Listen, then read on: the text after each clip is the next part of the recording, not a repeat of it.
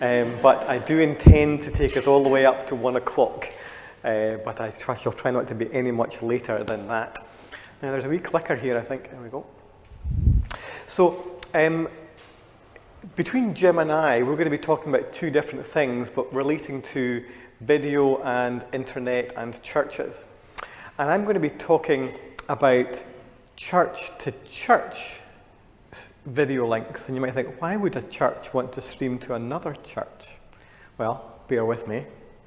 And Jim is going to be talking about later on about churches communicating to people in the pew, or perhaps more accurately, people not in the pew. So that you're going to get both of these today, but my talk is going to be about church to church. Now, I'm not going to teach my grannies and grandpas to suck eggs and pretend I know all about the challenges of rural ministry. I don't. But I do know something about the challenges of church, and there are many elements of the challenges of church which are comparable with rural ministry, and indeed I live in the Central Belt and the challenges that go on down there. But certainly to my own mind, some of the challenges that I might see are there's a limited number of ministers available, and I think in the olden days that used to be primarily a rural problem. I think it's now an everyone problem. There are significantly sizable parish areas to cover. Sunday sanctity, and I perhaps mean that to mean not a Sabbath observance, but more Sunday is a day that can still be enjoyed as a day that's separate. And in the bigger towns and cities with increasing commercialisation, it's hard to distinguish Sunday from the other days. But I think there are places where Sunday can still be distinguished from the other days of the week. Albert touched on the dedicated but busy people in rural areas who are tremendously faithful to church, but have a significant number of commitments. I think we would all be aware of the challenging financial landscape in rural communities, and of course, common to everybody, pleasing everybody. This is some photographs I took in a place called Kwame Bikram. It's an international partnership with Murrayfield Parish Church in Edinburgh. And I was thrilled to be invited to go along with them in 2006 to Kwame Bikram, which is the village that they partner with in Ghana. And my challenge was to facilitate a live video link between the school in Kwame Bikram and Roseburn or Rosevale, I can't quite remember what it is. I think it's Rosevale Primary School in Edinburgh, which is the primary school of the parish of Murrayfield. And the primary school supported and raised funds to support the school in Kwame Bikram. And back then, the internet wasn't quite as well developed as it perhaps might be now. And I went out, and in the corner here is a little satellite modem. The village has no electricity, so everything had to be battery powered.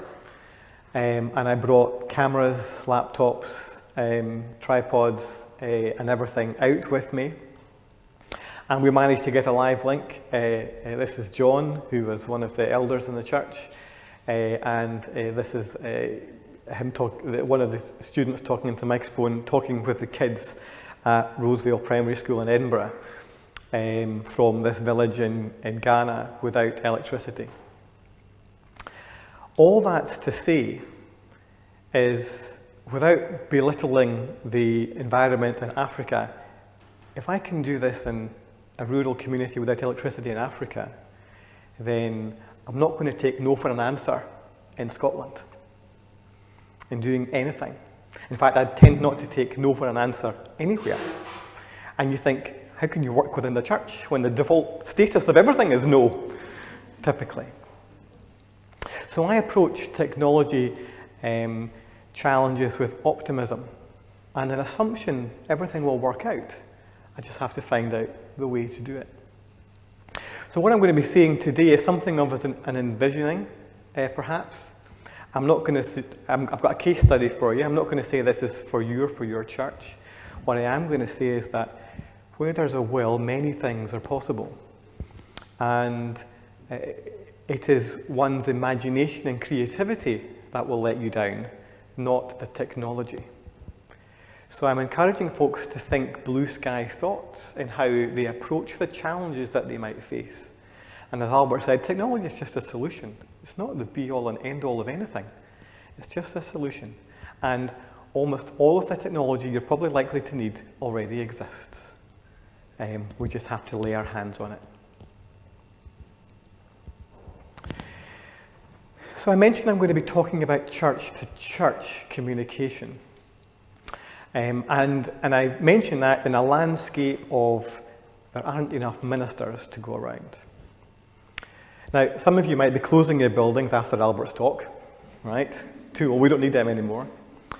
But for those of you who have determined to keep them for a week or two longer, then perhaps this might be something that might be of interest. Because a landscape that is entirely online worship is not what we're after. Neither is a landscape entirely of worshipping in buildings, but it'll be a mixed economy of things. And so what I'm talking about today is using buildings where there are still faithful worshipping congregations, but perhaps using technology to make best use of the resources, or indeed limited resources, that are available. So I'm going to be talking about shared and distributed ministry. Now, there are formulas for that already exist in paperwork terms for the legal beagles. So linked charges, parish groupings, hub ministry, local ecumenical partnerships, unions with multiple buildings. And these are formal ways for going about shared ministry. Of course, you could always just talk to your neighbour and just arrange, could we talk together and do things together, whether or not you've got a bit of paper from presbytery, right? And just go ahead and do stuff. So what I'm talking about is independent of any of these things. This is just a desire for churches, perhaps, to share their resources together and using technology. Of course, in the world that we'd all like to live in, everybody wants a minister, and everybody wants their own minister. Everybody wants to worship in their building, and they all want to do it at 11 or 10 or half, whenever it might be. And that increasingly is challenging. And with limited resources, how can we achieve all those aims, if indeed those are the right aims to achieve? So I'm going to be talking about linking charges together. I don't mean linked in the presbytery sense, but linked as in live link or communication link. And interestingly, rural churches have actually led the way in this. So some of you might be sitting back going, Neil, I know all this, right? Because the very first time I heard about such things was using, this is from my archive collection. Some of you might know what this is. I had to look it up in Wikipedia because I'm just young. So it's a VHS tape, of course. And I know of churches, and there were rural churches who had a lack of ministry, and one congregation would video their service, and during the week somebody would drive to another congregation and they would share it. Here's the sermon from the minister. And they would share their tape, and it would maybe do the rounds for a church that didn't have their own minister. And there perhaps wasn't the breadth of OLMs and leadership and other forms of ministry that we're engaging with today. And this happened, and some of you may even have been part of that. So for some think this isn't new, but we're perhaps just looking at a different technological approach that's perhaps a bit quicker than driving around in the car with the VHS. But this still works too, if you can get a tape to play it.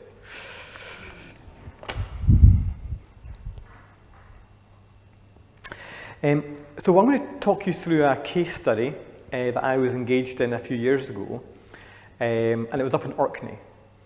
And there were 4 congregations, all without minister.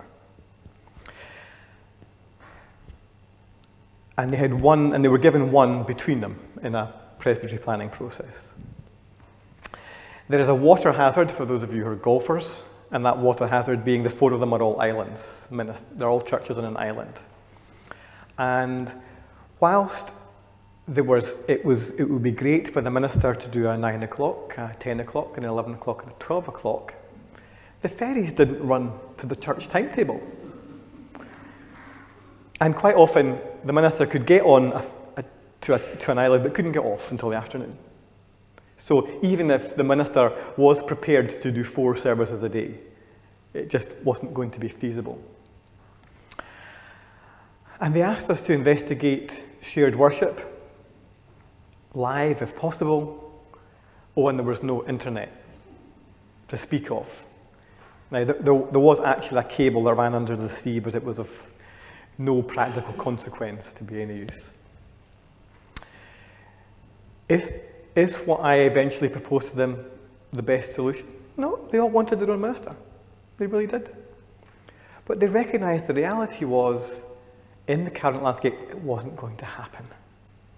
And they wanted to do something, perhaps prayerfully, meantime, but perhaps realistically, this might be the way things were going to turn out to be, and a full-scale territorial ministry for the Church of Scotland is something that's exercising the General Assembly.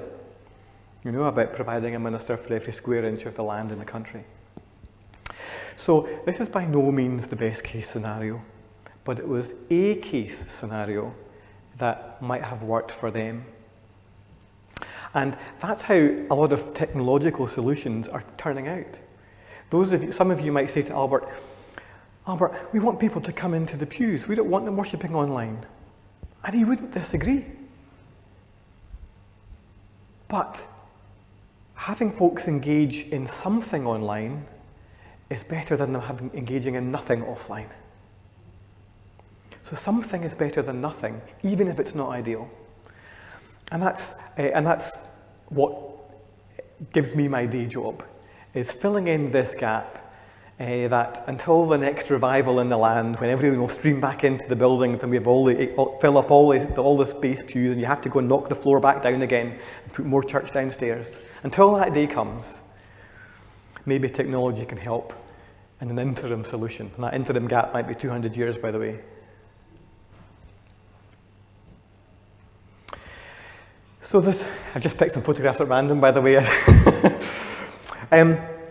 So the solution was, given that there was only one minister, could we put video cameras in every church and they would share worship together on a Sunday and live link effectively? And the plan would be that the minister would be in church A, for example, and the other churches would watch in, but it wouldn't just be like watching telly, right? Because the environment is not just making the other 3 watch songs of praise, right? It has to be worship. And so there was a real feel for an element of this might be delivered through a screen, but how do we make it authentic worship nonetheless, right? Now, part of technology can only go so far. A lot of that is down to ministry and the attitude of the minister to make that an atmosphere of worship.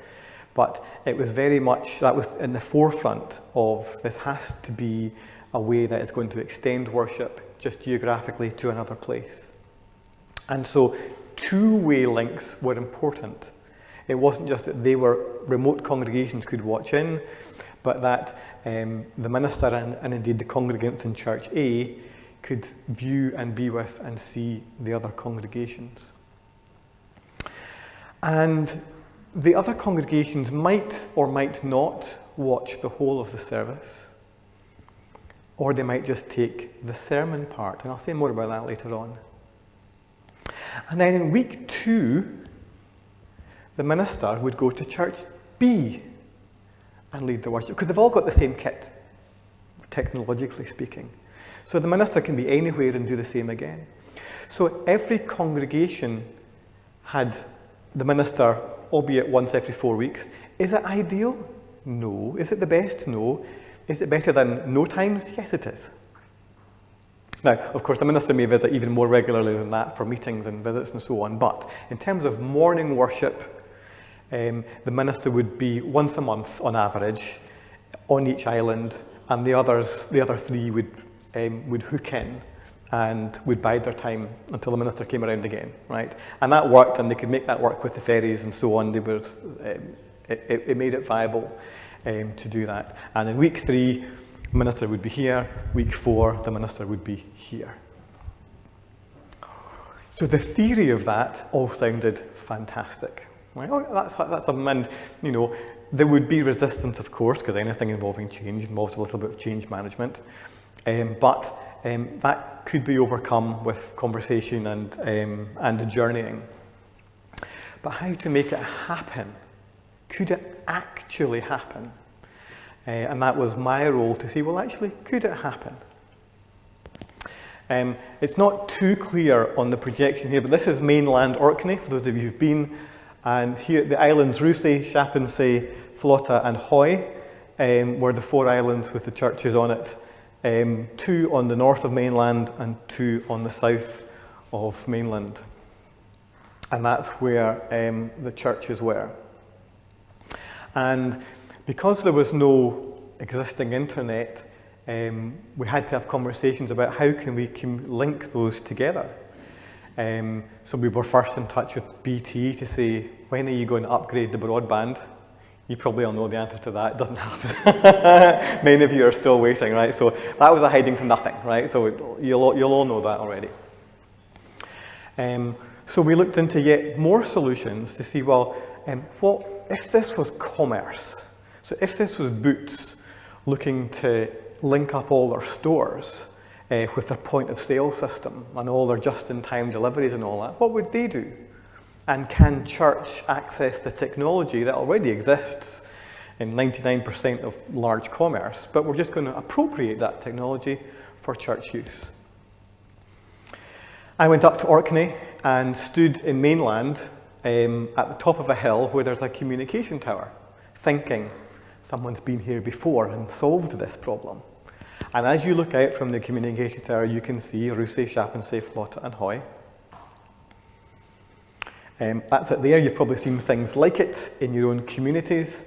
These things here are repeaters, so one sends the signal out to somewhere and one sends it back, and all the islands are linked and back to the mainland. These smaller ones are microwave dishes, and these are the kind of things that we're going to be employed to do that.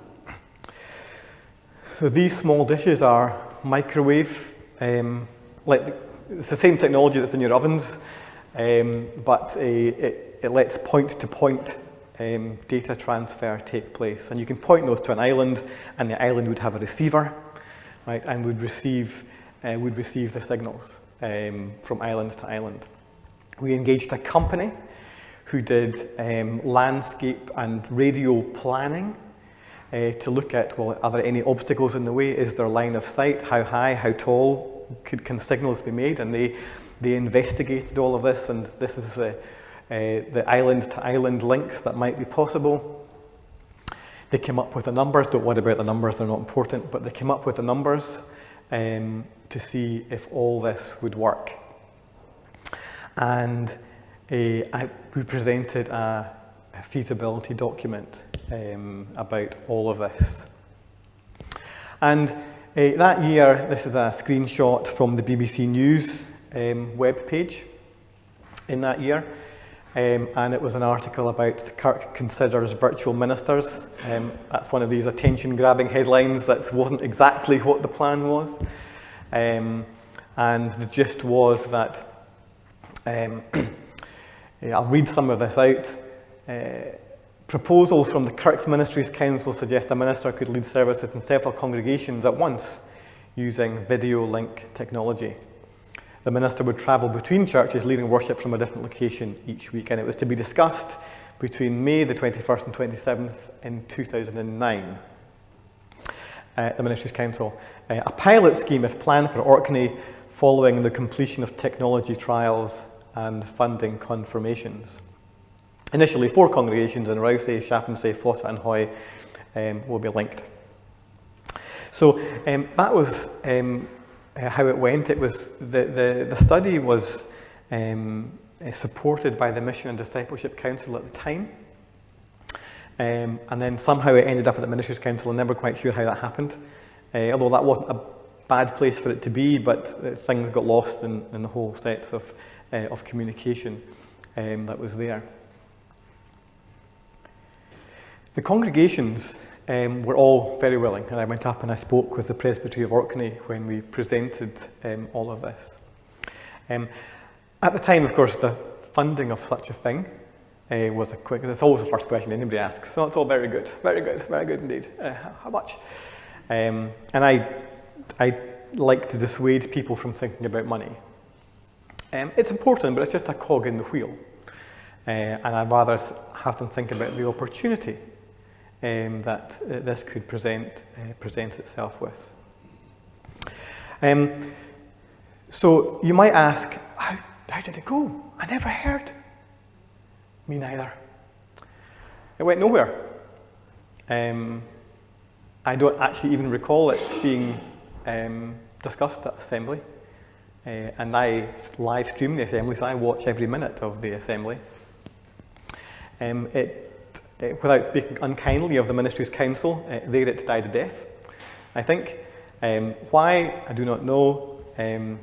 Maybe despite my optimism, there were other challenges that were in the way for it. But it didn't go anywhere. But that doesn't mean that it wasn't a good idea. There are many things I've discovered in my, gradually increasingly aged and experienced life, that some things are before their time and some things are after their time. Quite a few things in the church we get accused of being a bit late. And I don't wonder if this was actually a bit early. And there are some things, Albert spoke earlier on of using screens in church. And for many churches, they would go, what's that? Why would I have that? I remember when we put screens into the church I was worshipping in Paisley. There was a member who didn't come for 4 weeks, wouldn't come. Said, if I wanted to see screens, I would go to the pictures, they said. And really, really against it. And some things are just ahead of their time, but now are just almost normal, actually, in many places. And I wonder whether this was something that was just a leap too far for many people, just to gather. But I wonder if its day is now come to think about it again and think, do you know what? This could actually happen. I said I would say a few words about how might worship work in such an environment. And that my goal was not that it would be songs of praise, but it would be a shared worship experience. And so this is just an example of how it might be. You might think differently, that's fine. So if we say there's a lead congregation and they have what we might call a routine order of worship, right? So it might be different from yours, that's fine, but here are various elements that go into a church service. And this would be the lead congregation that week. Congregation 2 then might decide, do you know what? They're only going to join in for the sermon. Otherwise, they're going to have local musicians, should be organist or piano, whatever you've got, lead the worship there. Maybe an elder will lead a prayer. There'll be the reading, there'll be offering, more music, and then they would join in for the sermon. That requires a bit of timing preparation, but it's not too difficult. We can work that out. It's just a case of agreeing the time. And then when the sermon is finished, they turn off the screen and go back to local leadership. I'm very much in favour of that model. I think it empowers local ministry and local encourages people. For folks who perhaps neither have the training or confidence or whatever to lead sermons, or there are legal challenges to that in church law or whatever, it nonetheless begins to build people up to taking part in their service, whether that is undertaking the reading or leading a prayer or indeed leading the service, and just in terms of taking folks through the service. It begins to empower and give confidence to local leadership, which in areas of limited ministry resource, I think is an encouraging thing. Whilst they still have the confidence that they have their own minister as part of their group of 4, who's there to support that, and will undertake let's call it the heavy lifting element of that. There may be other words, But I think that's a good model to think of. Congregation 3 that week perhaps have no one, or they've decided, you know what, we're just going to take the lead congregation from beginning to end. Right? So we'll turn on the screen and we'll participate just as the lead congregation. Right? And they would be encouraged to stand and sing at the appropriate moments. They would pray together, they would hear the reading together. The offering would likely be taken locally, but otherwise they would just follow along from the lead congregation. And perhaps Congregation 4 that month have suggested they've got a reader with them that month, so they take none of it. They just they don't use the screen at all that month, that week, because they've got local leadership that day, and they've decided they're going to do their own thing. Right? And that's fine. Right? Because they've made they're their own congregation, they've made their own plan that week. Next week, they might follow along with the local leadership and taking the sermon. You know, there are many ways you can chop and agree that. The only thing that is the part to be arranged is that, you know, at 11:40 or whatever time you agree, that's when the sermon element would be. Now that would take a bit of just feeling and learning a couple of weeks through that timing aspect. And there may be occasions when congregation number 2 is halfway through a hymn and the sermon starts. These are all things that can be overcome with time, and it's a way of sharing ministry. Technology-wise,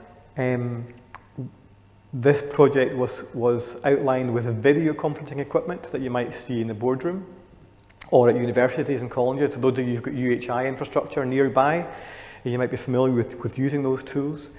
They are largely automatic in their operation. That was going to be important because they're not necessarily technically confident people in each congregation to have to manage all of that. I mean, the cables and screens everywhere here and competent folks at the back, but not every congregation might have that resource available. So it was important that stuff was easy to use and reliable. Now that meant it was probably a bit more expensive than just nicking down to Argos and picking up a video camera off the shelf. But that would be part of making a confident, reliable video solution that folks trusted and was largely out of the way. The technology was there to enable worship, not to be worship. And so it had to work largely transparently, and ideally if it could be turned on and all the cameras whizzed into place, that would be just perfect, right? But there was a cost that went with that, but it was the right tool for the job. So as cost came into it, and we presented a costed proposal, the Orkney example was probably the highest cost it would ever be because it was an inter-island challenge with limited internet. Now, whilst some of you may say otherwise, the internet has got better over the years since 2006 and will still yet improve. It's not going to go backward, it's only going to get better. So the whole radio link thing had costs associated with it. There were rental costs for space on the big communications pillar in the mainland, but it was all doable. There were companies who could do the radio stuff. There were companies who could do the video conferencing installation in each of the churches. There were folks like me who would just glue all that together and arrange for all the bits and pieces to come into place and just envision that and make sure it happened. And then there would have been some degree of training of the local ministry teams in that area to make best use of it, so that folks in the lead congregation recognised they were ministering to 4 bodies of congregation, even though they might only have one in front of them. That's becoming more common for churches that are online at the moment, but it was a newer concept back in 2006. And so the cost came to just around about 6 figures, right, to do that. And there was much intake of breath at Presbytery, as I'm sure you can imagine. But equally, the folks who'd called me to Orkney in the first place were very excited and encouraged.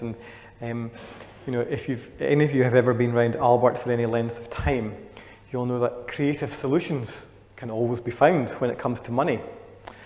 And, well, I'm the finance convener for my congregation back in Bowness. And so those of you who ever read your trustees' report, which should be everybody if you're an elder, it's your report. And I say that because I have to write to the one that I like it to be read. There's a paragraph in every annual report which states the annual stipend for the church. And 121 give you the paragraph and you copy and paste the paragraph into your annual report. So, so this year's, for the year end of 2017, minimum stipend was £26,644 and the maximum stipend in the 5th and subsequent years was £32,743. And just quick math, so that's 3 congregations without ministers, so that's £90,000 in year 1. And we only need £10,000 to just pay for the £100,000. And after year 2, we only need about £10,000 to pay the rent, so we're still £80,000 up on the 3 ministers we're not employing. And that was a very creative way of thinking about it,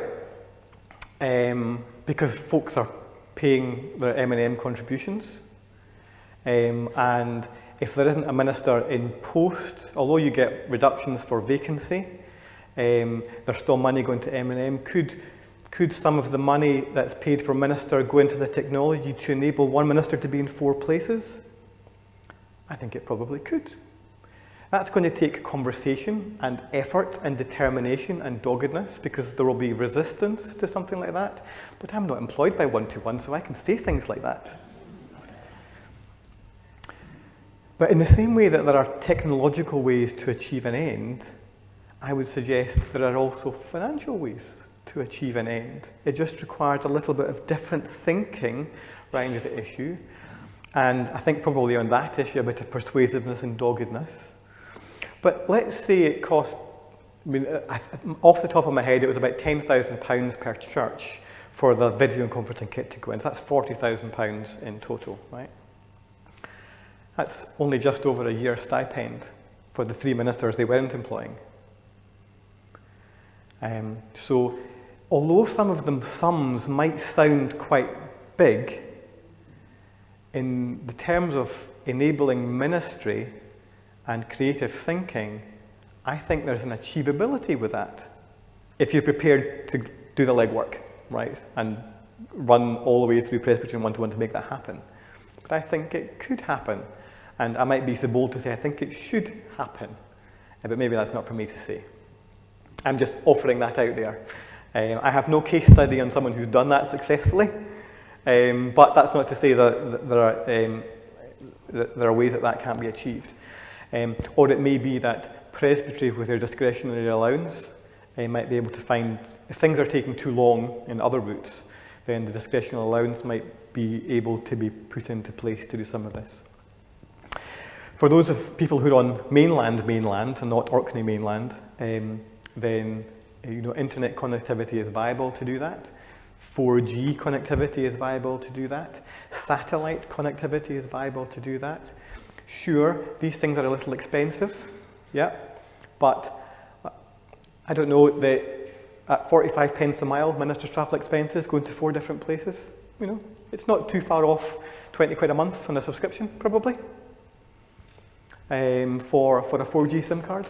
To enable that. So it costs money, yes, but given that it's money that might be spent in a different place, it all comes out in the round.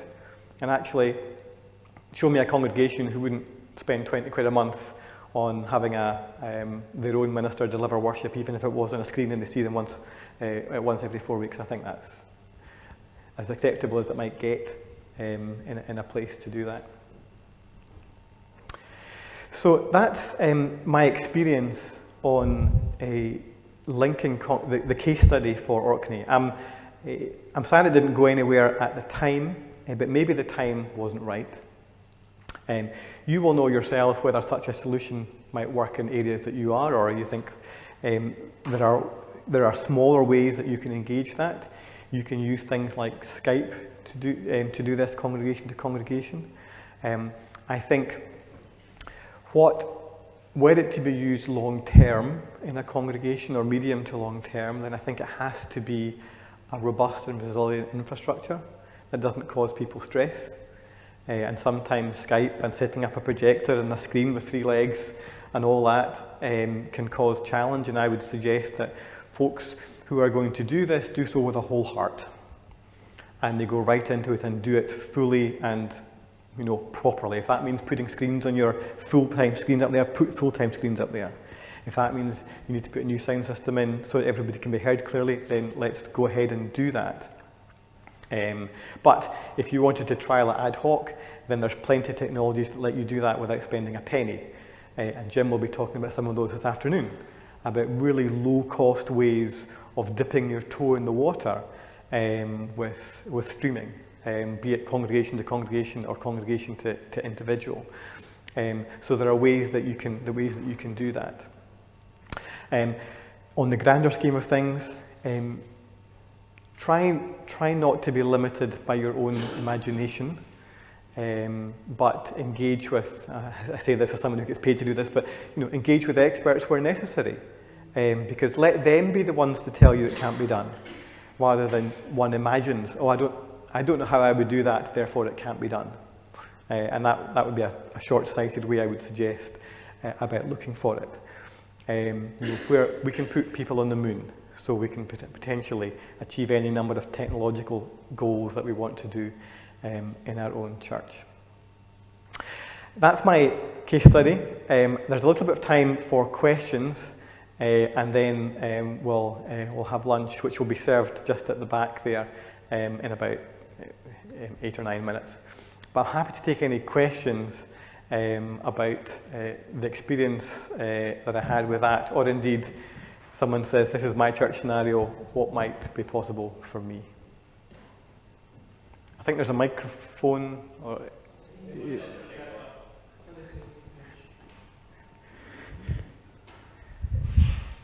Anyone want to?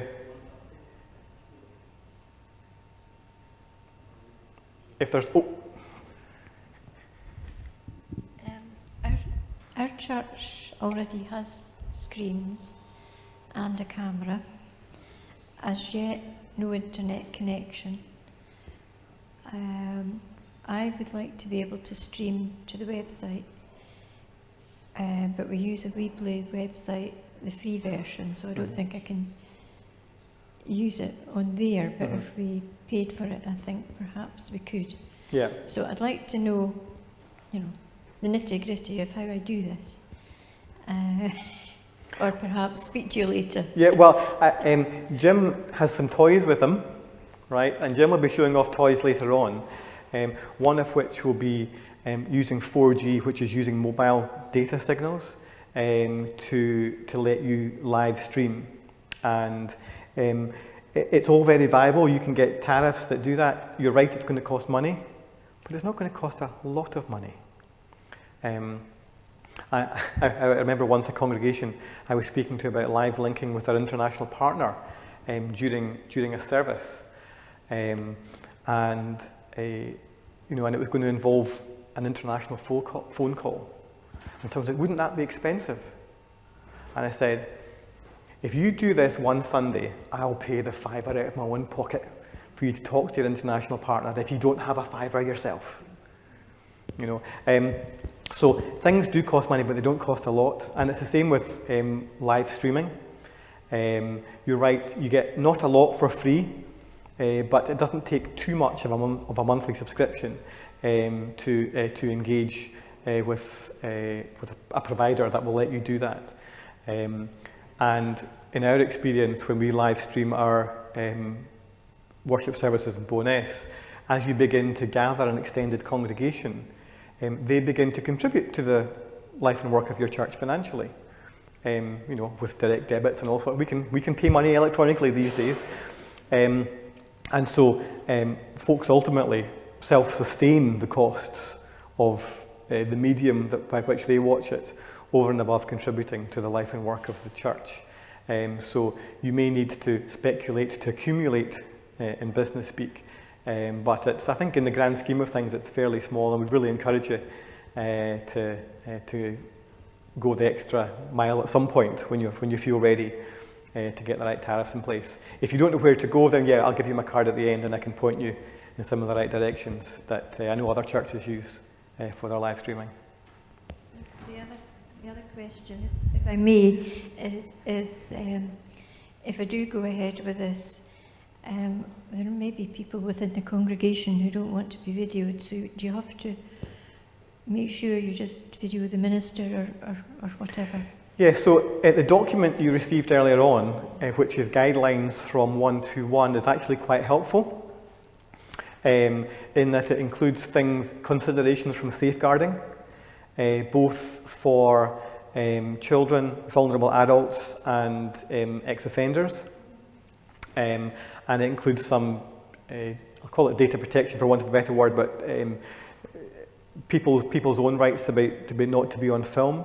And they would suggest, for example, let's say in this congregation here, I might suggest that we would never film the back 4 rows of the pews at the back. So if you don't want to be on camera, then feel free to sit anywhere in the back 4 rows, and we guarantee that will never be. Sorry.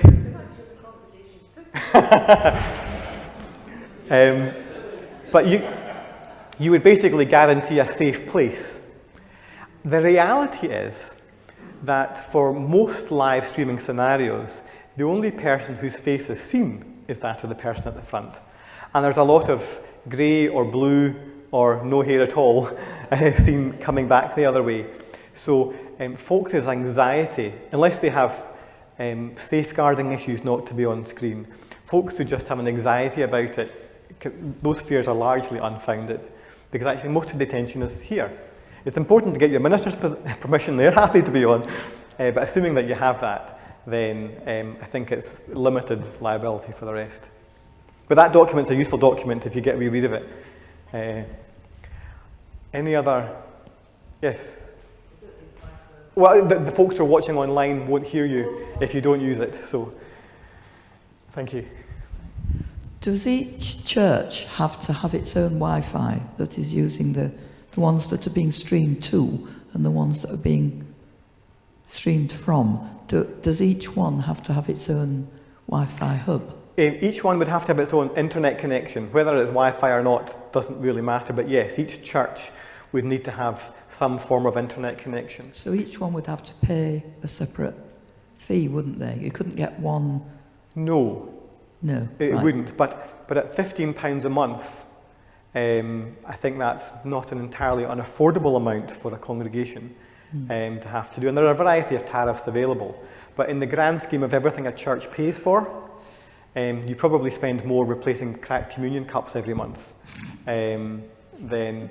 Kirk sessions tend to be anxious about recurring fees and spending money, but they'll not raise an eyebrow at £15,000 for new pew cushions. But £15 a month, don't know about that. And I think we have to get some things in perspective sometimes about how we approach money. I mean, that's a bigger conversation, of course, and perhaps another seminar, but thank you for that question. Just to put it in some context, we're not too frightened of paying pulpit supply for services, so maybe not the stipend, that might be too frightening for people to consider just now, but we're happy to pay £70 plus per service for pulpit supply. So if you put that into the context of a £15 4G dongle subscription, actually there's still a saving to be made.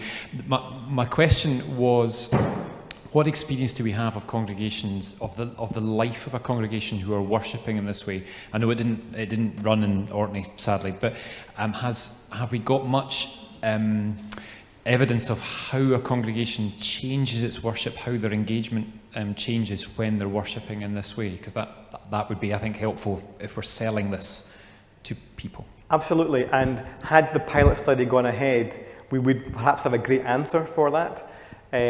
We did, in the light of it not going ahead, we did make a proposal to do it with 2 congregations for whom the technology would be a lot more straightforward. So we just chose 2 churches in Edinburgh who already had internet and cameras to say, look, would they at least worship in this pattern for a week, for a month perhaps, to see how they might engage with it.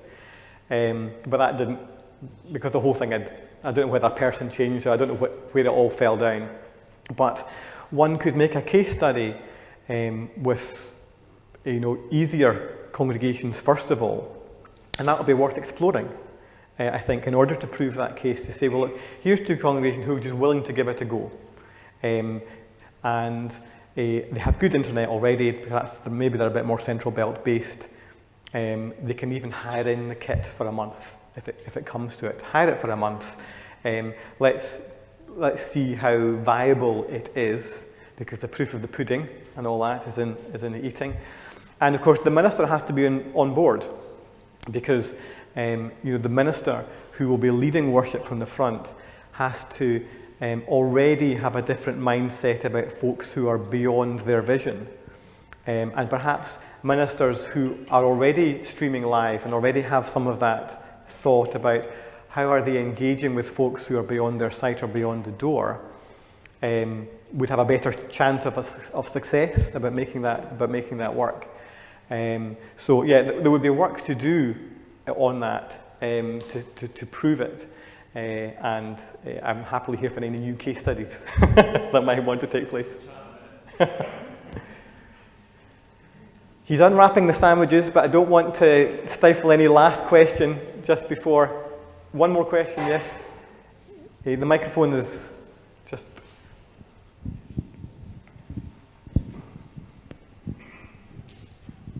It was just really for anyone who's thinking in their head, oh, what do we do about the music? If we're live streaming, is there anything we need to be aware of in terms of copyright and PRS for the music side of things, especially if we're using the newer praise songs? Yes, and again, the document that you've been given today has some guidance in that. Many of you may already have CCL licenses up to the hilt, or at least the financial hilt anyway, because they all add up. And some of those are essential in doing that. PRS currently offer dispensations for music used during public worship across the UK, which is a very helpful dispensation. So if you are live streaming a concert, that attracts a different type of PRS than if you are live streaming worship. There is what's called the Limited Online Exploitation License, which sounds like somewhere you don't want to Google, but there's a license that covers you for up to 45,000 streams a year, which is enough for the first go at it. It's about £120 a year, and that can cover any other incidental things that CCL doesn't cover. I was on CCL's website just a few weeks ago, and they still don't cover everything I would want them to cover. And the internet's not new. I'm quite disappointed, to be honest. But maybe there are regulatory challenges for them.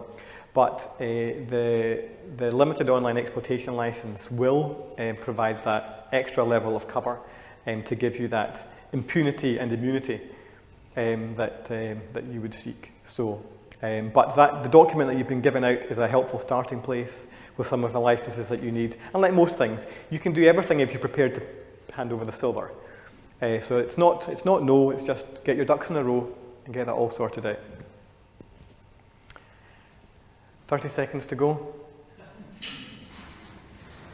If not, then I'll say thank you very much. I'm here all day, so if anyone wants to chat at lunchtime or indeed later on, let's do that.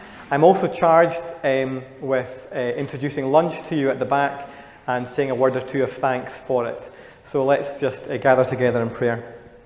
Heavenly Father, we do give you thanks for this chance to share together and to hear testimony of each other's experiences. We now ask you to bless our shared time together as we eat together and socialise together and share together. Bless this food to our body's strength and health. In Jesus' name, amen.